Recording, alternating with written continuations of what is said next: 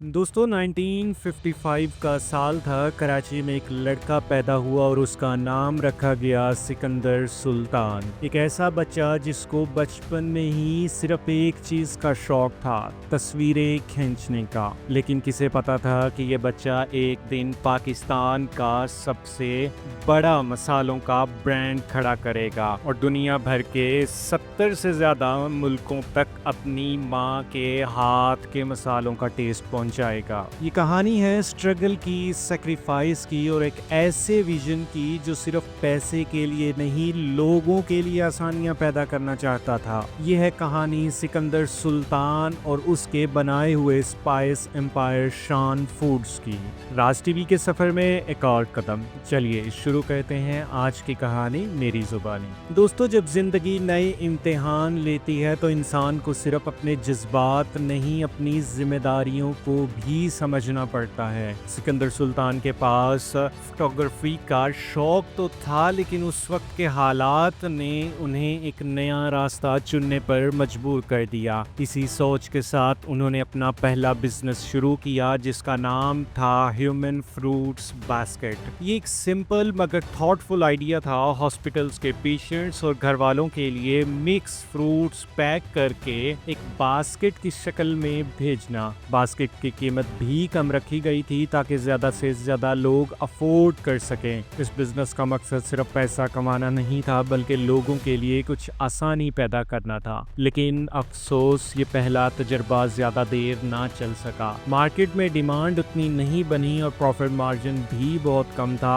आखिरकार human fruits basket बंद हो गया। बिजनेस फेल होने के बाद सिकंदर सुल्तान ने अपने असली शौक की तरफ दोबारा रुझान किया, फोटोग्राफी। ये सिर्फ एक हॉबी नहीं थी, बल्कि उनकी पहचान बन गई। कम उम्री में ही उन्होंने मल्टीपल कमर्शियल्स, फैशन शूट्स और फिल्म प्रोजेक्ट्स पर काम करना शुरू कर दिया। उनकी मेहनत और टैलेंट ने उन्हें काफी अवार्ड्स भी दिलवाए। फोटोग्राफी का सफर तो अच्छी तरह चल रहा था, लेकिन जिंदगी एक और अनएक्सपेक्टेड मोड़ पर ले आई। सिकंदर सुल्तान की वालदा लाहौर चली गईं। माँ के हाथ का मसाला सिर्फ एक रूटीन नहीं था, बल्कि घर का जायका था। उनके जाने के बाद घर में पहली मर्तबा महसूस हुआ कि खाने का असली टेस्ट कुछ कमी का शिकार हो गया है। सिकंदर की बहनें कोशिश करती रहीं कि माँ जैसे मसाले बनाएं, लेकिन हर दफा कुछ न कुछ मिसिंग होता, या तो खुशबू या टेस्ट। तब उनके वालिद ने कहा कि बेटा, तुम खुद ट्राई करो, शायद तुम बना लो। सिकंदर ने माँ के तरीके, अंदाज और प्रोपोर्शंस को याद रखकर मसाला तैयार किया। जब उन मसालों से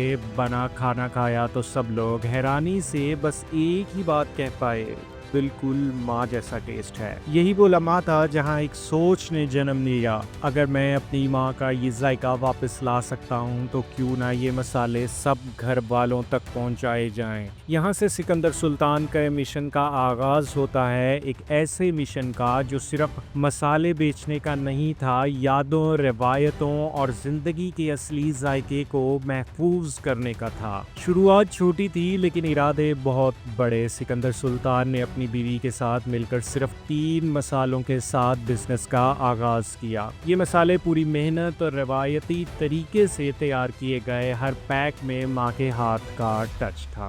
मार्केट से इतना जबरदस्त रिस्पांस मिला कि डिमांड पूरी करना मुश्किल हो गया। मसालों की प्रोडक्शन में हर चीज कैश पे होती है और इन्वेंट्री बिल्ड करने के लिए पैसे चाहिए थे। यहाँ सिकंदर सुल्तान ने एक ऐसा फैसला लिया जो सिर्फ एक पैशनेट इंसान ही कर सकता है।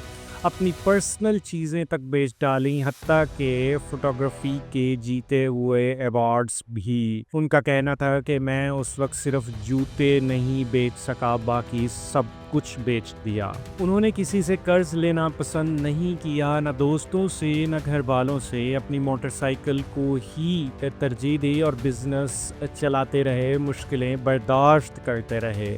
लेकिन एक चीज़ जो उन्होंने कभी बेचने का नहीं सोचा था, वो थी अपनी खुददारी। इसी अज़्म की वजह से वो सफ़र जिसमें लोग हर मायूसी के बाद रुक जाते हैं, सिकंदर ने उस सफ़र को रवानी दी, और ये रवानी थी शान के ब्रांड बनने की बुनियाद। جب شان فوڈز کے مسالے مارکیٹ میں نام بنا چکے تھے اور لوگ پروڈکٹ پسند کرنے لگے تو سکندر سلطان نے سوچا کہ برانڈنگ اور مارکیٹنگ میں بھی کچھ نیا کیا جائے۔ تب ایک ڈسٹریبیوٹر نے مشورہ دیا کہ کسٹمرز کو اٹریکٹ کرنے کے لیے ڈسکاؤنٹ کوپنز لانچ کرو۔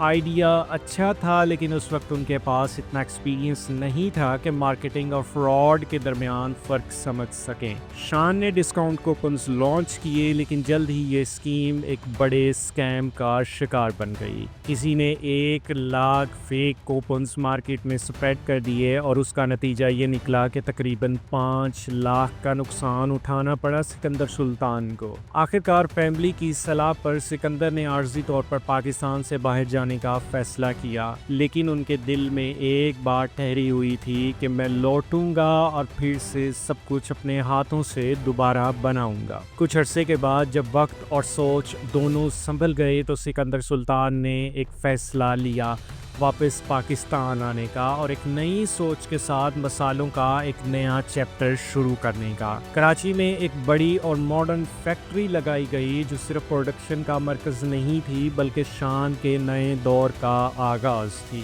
مارکیٹ کی مشکلات کے باوجود انہوں نے شان کو واپس پاکستان کے نمبر 1 مسالہ برانڈ بنایا، اور اس دفعہ اور بھی زیادہ طاقت کے ساتھ۔ نئے سٹینڈرڈز، نئے پروسیسز اور وہ ماں کے ہاتھ کا ذائقہ، یہ کمبینیشن بن گیا دنیا بھر میں لوگوں کا فیورٹ۔ آج شان صرف پاکستان نہیں، 65 سے زیادہ ملکوں میں لوگوں کے کچنز کا حصہ ہے۔ جو کام چھوٹے سے کچن میں شروع ہوا تھا وہ اب دنیا کے ہر کونے تک پہنچ گیا ہے۔ آج ہر پاکستانی کا کچن میں شان مسالوں کے ساتھ ایک ایموشنل رشتہ ہے۔ ہر پیکٹ صرف ایک سپائس مکس نہیں، ایک یاد، ایک محسوس اور ایک روایت ہے جو ہمیں ان ہاتھوں کی یاد دلاتا ہے کہ جن کے ذریعے زندگی کا سواد بنتا ہے۔ آپ نے اب تک شان کے کون کون سے مسالے یوز کیے ہیں اور کون سا مسالہ آپ کو اپنی ماں یا نانی کی یاد دلاتا ہے؟ نیچے کامنٹ سیکشن میں ضرور بتائیے گا، اور اگر سکندر سلطان کی یہ کہانی نے آپ کو انسپائر کیا تو اس ویڈیو کو لائک کریں، شیئر کریں تاکہ یہ جذبہ اوروں تک بھی پہنچے۔ ملتے ہیں راز ٹی وی کی اگلی ویڈیو میں، جہاں ہر راز سے اٹھتا ہے پردہ۔